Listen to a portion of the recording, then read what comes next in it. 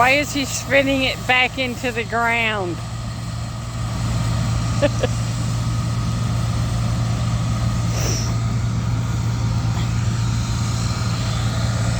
This is behind my building.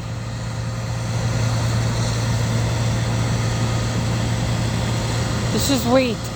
And now I'm getting sprinkled with wheat dust. So my eyes are closed. He just went behind that building. Oh, and by the way, last night I spent 7 hours in my patio because nobody wanted to come and get me out of here. I don't understand why he's spinning it back onto the ground when there's not a truck behind him. Isn't that what you're supposed to do when you're harvesting wheat?